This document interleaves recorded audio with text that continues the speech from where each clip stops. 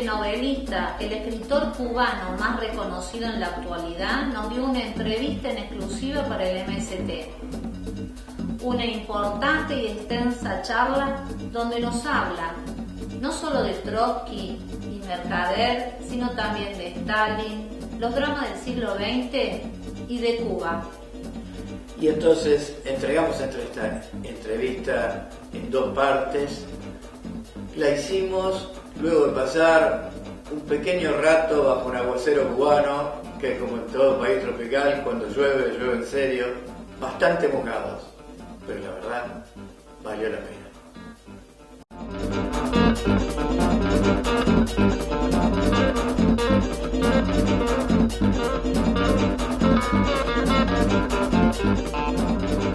Bueno, aquí estamos con Leonardo y es un gusto para nosotros poder hacerte esta entrevista. Gracias. Y vamos a centrar en esta obra tuya que nos ha impactado a todos sobre El hombre que quemaba los perros, el asesinato, para aquellos que no lo leyeron, el asesinato de las narrativas o el asesinato de León Trotsky por Ramón Mercader y la novela que en torno a ello se desarrolla. ¿Qué es lo que te motivó a hacer esta novela? Mira, yo creo que muchas veces cuando te impiden el conocimiento, el acceso a la información, eso de alguna manera va creando una curiosidad, una expectativa, una necesidad. Trotsky fue durante muchos años, y todavía lo sigue siendo en Cuba, un personaje desconocido. En Cuba, con respecto a Trotsky, se aplicó la misma política que existía en la Unión Soviética.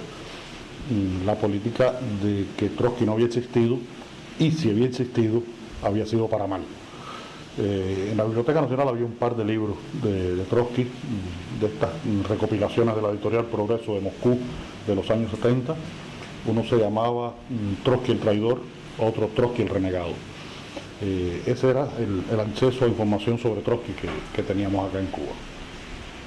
Pero siempre me quedaba algo cuando se hablaba del tema de la revolución, Lenin y Stalin, y lo que había ocurrido y lo que lamentablemente no ocurrió, y Trotsky quedaba en ese espacio. La primera vez que estuve en México, en el año 1989, fue en octubre del año 89, y le pedí a un amigo que me llevara a la casa de Trotsky. Quería conocer la casa de Trotsky.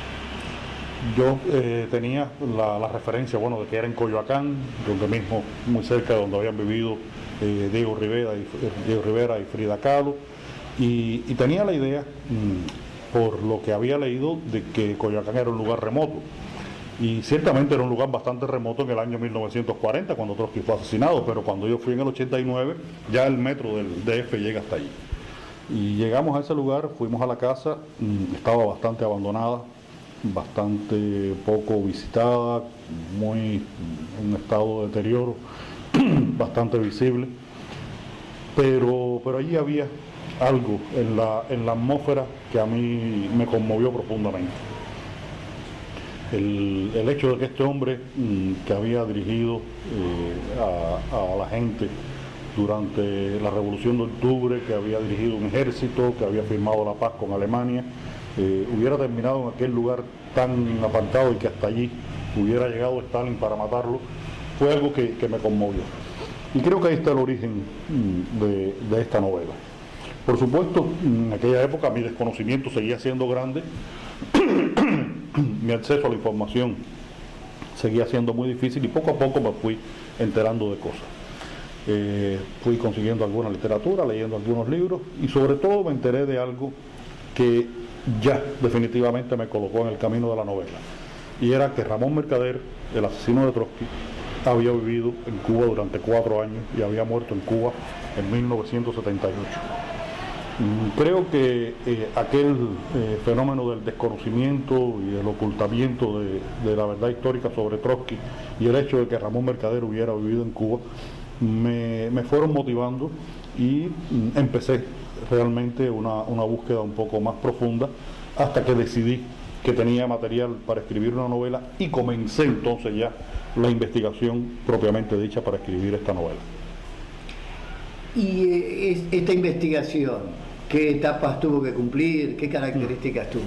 Sí, fue una investigación muy complicada. Yo estuve 4 años investigando para escribir la novela. En total trabajé 5 años en el libro. 2 años de pura investigación y 3 años de escritura, pero en esos 3 años de escritura hubo 2 años en que tuve que leer mucho, hasta que ya el último año fue un año que sí lo dediqué solamente a trabajar sobre el material del libro y corté la investigación porque yo necesitaba ya como distanciarme del material histórico para centrarme en el material literario. Pero en esos 2 primeros años fueron una época de búsqueda de información, de entrevistas personales a personas que hubieran tenido alguna relación, algún conocimiento, por ejemplo, de la vida de Mercader en Cuba, sobre lo que hay muy poca información. Y yo cada vez que iba a España, trabajaba el tiempo que podía en la Biblioteca Nacional y compraba libros. Y regresaba a Cuba cargado de libros. Conversaba con muchos amigos, íbamos intercambiando opiniones y me iba enterando de cosas que realmente eran revelaciones para mí y después de alguna manera lo fueron para los lectores cubanos cuando se publicó la novela.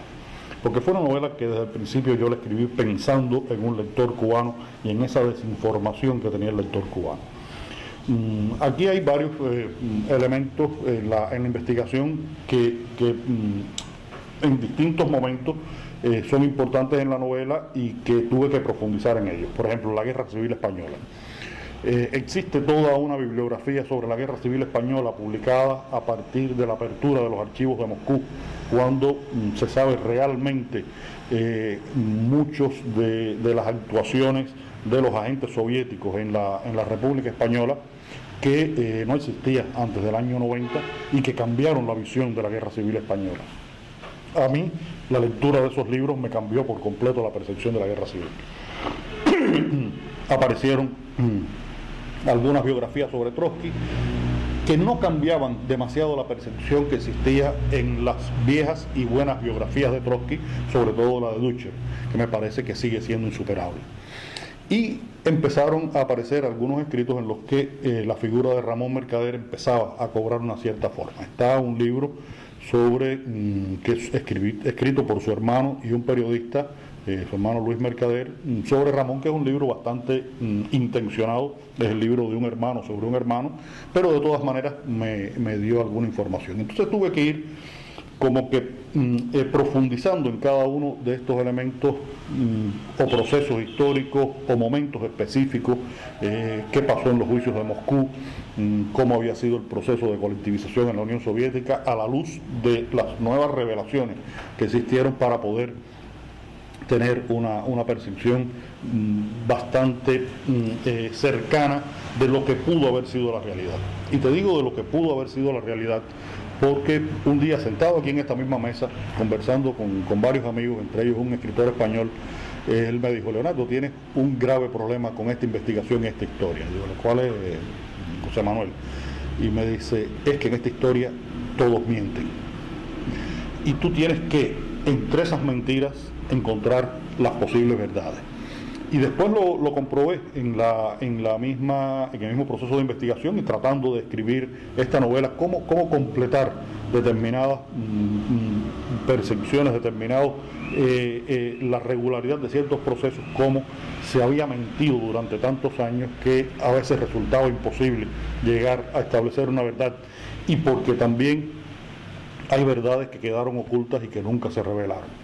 Un elemento que demuestra esto: todo el operativo, la famosa operación UCA, operación Pato, que montó la NKVD para asesinar a Trotsky en México, estaba dirigida directamente por Stalin. Había una línea de mando que partía de Stalin y llegaba, por supuesto, al personaje histórico real que aparece en la novela, porque tuvo varios nombres este personaje, que era el que estaba dirigiendo la operación en el terreno y que fue el que le dio la orden a Ramón Mercader de ejecutar a Trotsky en un momento determinado. Y toda esa línea de mando subía y bajaba información. Esa información, cuando llegaba a Stalin, periódicamente Stalin la quemaba. Por eso fue que ni en los juicios de Nuremberg, ni después en los archivos de Moscú ha aparecido información importante sobre la preparación del asesinato de Trotsky, porque esa información fue quemada por Stalin. Entonces sí, lo que en otros casos el documento me ayudaba a poder establecer determinadas verdades, en el caso del asesinato de Trotsky la especulación fue mucho más importante, pero tenía que ser una especulación a partir de un conocimiento lo más exhaustivo posible del proceso histórico que había ocurrido alrededor del asesinato de Trotsky. Ahí hemos visto hace unos meses una suerte de producción de la televisión mexicana sobre la investigación de la propia policía de investigaciones mexicana, de un personaje que ahora no recuerdo el nombre, tú mencionas en tu novela. ¿Qué rigurosidad tiene? ¿La has podido analizar? No, esa serie no la he visto. Hay dos materiales hechos en España. Uno de los documentales, no recuerdo el nombre, que es del año 90-91, y el otro es del año 95, que se llama Saltar los cielos, que son bastante veraces en cuanto a la información que manejan. Es la información que tenían en aquellos momentos. Después esa información se ha ido enriqueciendo. En México se ha distribuido mucho un libro de un autor de apellido Garmabella, que posiblemente haya servido también para este documental, que es un libro bastante defectuoso, bastante poco confiable en la información que maneja y muy hecho a partir de conocimientos ya previos, de textos ya publicados.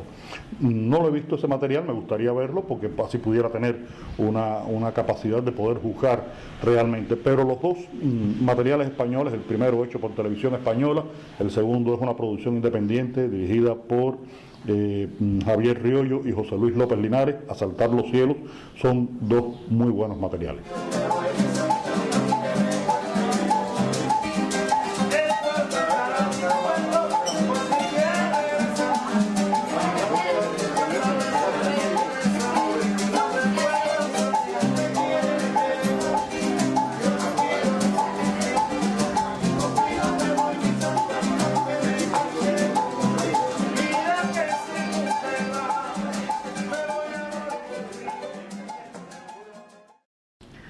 Bueno, y tú que has investigado tanto sobre la vida, el exilio y la muerte de Trotsky, de este personaje tan importante para el siglo XX, ¿qué opinión te has ido formando sobre los personajes, sobre los protagonistas? Trotsky, Mercader y los secundarios también, porque está detrás de Stalin, pero está Kotov, está... Sí, yo creo que en la historia de lo que se monta alrededor del asesinato de Trotsky, estamos viendo la consecuencia, el final de un proceso que comienza mucho antes, y es un proceso que tiene que ver con el acceso de Stalin al poder y la creación de una forma de gobierno e incluso de una sociedad en la que ya desde el principio, desde el año 1929, se comenzaban a pervertir los principios del socialismo teórico, del socialismo que los bolcheviques habían propugnado como lo que deseaban hacer en la Unión Soviética. En este proceso, el perdedor histórico del momento fue Trotsky, porque fue expulsado del partido, fue enviado al destierro, después enviado al exilio, perseguido durante 11 años y finalmente asesinado en México. Sin embargo, en esos 11 años, Trotsky deja una obra filosófica, periodística, incluso una correspondencia personal que revelan un conocimiento y un enjuiciamiento de lo que estaba ocurriendo en la Unión Soviética y de lo que ocurría con el ideario, la filosofía socialista, que resultan indispensables tenerlos en cuenta para entender qué fue lo que ocurrió en aquellos momentos y sobre todo, lo más curioso, lo que ocurrió después. Por ejemplo, Trotsky hace unos análisis de las relaciones entre Moscú y los partidos comunistas europeos, específicamente el Partido Comunista Alemán, en el momento del ascenso de Hitler al poder. Creo que nadie tuvo la percepción de hasta qué punto la política estalinista había sido culpable prácticamente directo del ascenso del fascismo. Pudo haberse producido después de alguna manera, pero la manera en que se produjo tuvo mucho que ver con la política que aplicó Stalin con respecto a la internacional y a los partidos comunistas de aquella época. Esa década del 30 es una década muy oscura, muy terrible. Y la política en Alemania, el tema del Frente Único en Alemania, la política del tercer periodo. Esa política de no permitir la alianza entre los partidos, que después se convierte en la política del Frente Único en España y en otros países, en la misma Francia. Es decir, hubo un cambio de Stalin posterior, pero que significó en su momento la posibilidad del ascenso del fascismo de Hitler, específicamente al poder en el año 33 en Alemania. Y el análisis que hace Trotsky sobre este proceso es de los más reveladores que yo he leído, y posiblemente haya sido el primero que haya tenido una percepción exacta de lo que ocurrió. Pero Trotsky dejó una mirada sobre el fenómeno que estaba ocurriendo en aquel momento en el movimiento revolucionario internacional, que de alguna manera nos explica por qué se produce después el desastre del socialismo real en Europa del Este y la desaparición de la Unión Soviética. Por lo tanto, creo que Trotsky es un personaje fundamental en cualquier estudio y en cualquier praxis social que se quiera tener en cuenta en estos momentos. Además, Trotsky tiene un elemento que resulta muy importante, y es que no solamente tuvo un acercamiento a lo histórico, a lo político, sino que por sus mismas cualidades, por sus mismas condiciones, por sus mismos intereses personales, lo tuvo también hacia otras esferas de la sociedad, entre ellas una muy importante, que es el arte, la cultura. Yo creo que esa declaración, esa exigencia que hace Trotsky de que en el manifiesto que aparece firmado después por Bretón y Diego Rivera, y del cual él es por supuesto el alma de este movimiento, este manifiesto a los intelectuales progresistas del mundo del año 38, creo que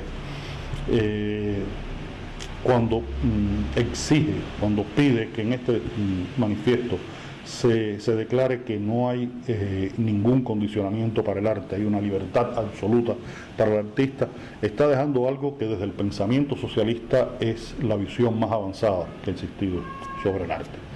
Claro, pero Stalin era el realismo socialista. Pero claro, este es el problema. No podemos entender a Trotsky si no entendemos su antagonista. Claro.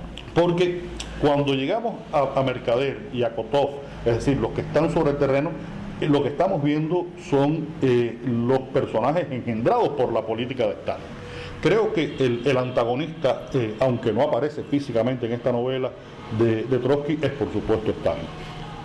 O Stalin convierte a Trotsky en su antagonista. Aquí pudiera haber distintas interpretaciones en ese sentido. El caso es que la figura de Stalin marca definitivamente esta época, porque es el hombre que está en el poder en el único país socialista del mundo en aquel momento. Es el hombre que desde Moscú dirige las relaciones con todos los partidos comunistas prácticamente del mundo a través de la Tercera Internacional, y determina la política que siguen esos partidos. Por lo tanto, sin entender qué cosa fue lo que hizo Stalin dentro de la Unión Soviética y hacia afuera de la Unión Soviética, no se puede entender el papel histórico de Trotsky. Por eso creo que en la relación dialéctica y antagónica y dramática, en el caso de un novelista entre estos dos personajes, no se puede entender a ninguno de los dos. No se puede entender a ninguno. No se puede entender a ninguno de los dos. Y creo que uno y el otro tienen una relación entre ellos que se explica en su contexto histórico y con la actuación de cada uno de ellos dos en ese contexto histórico. Y son producto de ese contexto histórico. Yo creo que el hombre siempre es producto de un contexto histórico, y más un filósofo, un político, un pensador. Creo que sin contexto histórico no es posible que puedan desarrollar su labor o tener un entendimiento sobre la realidad sobre la que pretenden actuar. Si Trotsky no hubiera sido sacado del poder del partido, incluso expulsado de la Unión Soviética, posiblemente su pensamiento no hubiera llegado a una radicalización de su visión respecto a lo que ocurría dentro de la Unión Soviética, que se hubiera mantenido determinadas cotas de poder dentro del país. Sin embargo, por lo tanto, sin embargo, él dice que él tuvo una oportunidad, que él era el jefe del Ejército Rojo, y que él no quiso aprovechar esa oportunidad porque se habría convertido en un nuevo Stalin, porque hubiera ido contra lo que él defendía de lo que debe ser la democracia soviética y los proyectos revolucionarios. No, el momento yo creo que crucial en el destino de Trotsky se produce en 1924, en el momento en que muere Lenin. Yo creo que ahí Trotsky tuvo una inexplicable incapacidad de entender lo que estaba ocurriendo. Inexplicable porque un hombre de su inteligencia, de su experiencia política, él tenía que haber llegado a Moscú, él tenía que estar en Moscú, él no podía estar temblando con fiebres terciarias fuera de Moscú. Y eso Stalin lo aprovechó perfectamente y fue el momento en que marca ya el declive de Trotsky. El momento anterior, durante la Guerra Civil, Trotsky tuvo un enorme poder, pero ya después de 1924 no lo vuelve a tener. Y el segundo gran error de Trotsky es permitir que no se revele, no se discuta el testamento de Lenin en la reunión del Comité Central del año 24 o 25, no recuerdo bien, ya hace un tiempo trabajé el tema y son detalles muy precisos. En la que la carta en la que se ha considerado el testamento de Lenin, no lo era, pero ha funcionado como tal, en la que prácticamente reclamaba que Stalin fuese separado del cargo de secretario general, que se había convertido en un cargo con un enorme poder, a pesar de que no había sido concebido para tal, pero Stalin supo aprovechar muy bien sus posibilidades. Y creo que ese titubeo de Trotsky con respecto a lo que podía hacer Stalin, tal vez por un cierto menosprecio hacia la inteligencia de Stalin, algo en lo que también se equivocó, porque si bien Stalin no era un hombre culto, sí era un hombre muy inteligente en cuanto a los mecanismos por los cuales funciona el poder y a través de los cuales hacerse con el poder. Creo que esos titubeos fueron fatales para Trotsky. Sin embargo, él, más allá de reconocer tal o cual error político, como los que tú mencionas, que no dejan de ser pueden ser importantes, señala como las causas fundamentales del ascenso de la burocracia stalinista al proceso de derrota, de contrarrevolución social y política producida en la Unión Soviética como producto de la combinación de la extenuación de la guerra civil, de la derrota de la Revolución Europea, el aislamiento en particular de Alemania, y del elemento de que el funcionariado que se hace cargo del Estado, de gran parte es heredado de la etapa zarista, frente a lo Nobel de la situación, o sea, le atribuye a causas sociales y políticas históricas muy profundas el hecho de que él, más allá de sus errores, no haya podido torcer esa situación. Y la oposición, ¿qué dices? Estoy plenamente de acuerdo. Hay toda una serie de condicionamientos sociales, políticos, históricos que permitieron que una figura como Stalin se produjera dentro de una organización partidista como la bolchevique y que incluso llegara a determinar los destinos del país que crean estos bolcheviques, que es la Unión Soviética. Ese fenómeno, sin embargo, a mí tiene algo que me produce un cierto malestar muy profundo, porque significaría que de alguna manera desde el principio la revolución rusa estaba condenada a sufrir este deterioro, este proceso de envilecimiento que ocurre después en la realidad y en el pensamiento con Stalin al frente. Por lo tanto, creo que muchas veces hay determinadas actitudes de los hombres, del propio Lenin, de Trotsky, y de Stalin, en este caso las tres figuras fundamentales en este tremendo juego de dominó que ocurre en Moscú y en la Unión Soviética, actitudes personales de ellos que tuvieron un peso específico muy grande en el desarrollo de los acontecimientos. Hay, tú lo sabes perfectamente, en el marxismo toda una vieja discusión sobre el papel de la personalidad en los procesos históricos.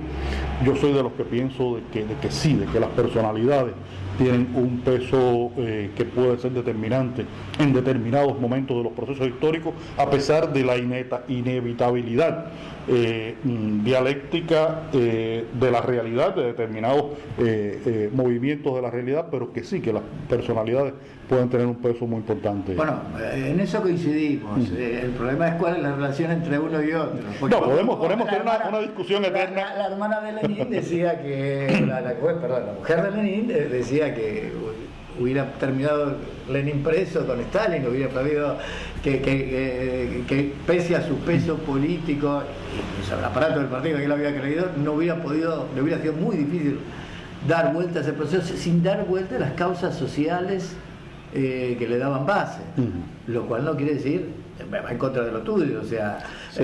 También si no hubiera habido un Lenin con sus tesis de abril en el momento clave de la revolución, quizás los bolcheviques hubieran estado dando vuelta con el gobierno provisional sin decidirse a dar el paso que Lenin ¿no? Sí, porque, a ver, es muy complicado todo este proceso, porque en contra de lo que había previsto la teoría marxista, la revolución se produce no en Alemania, se produce en Rusia.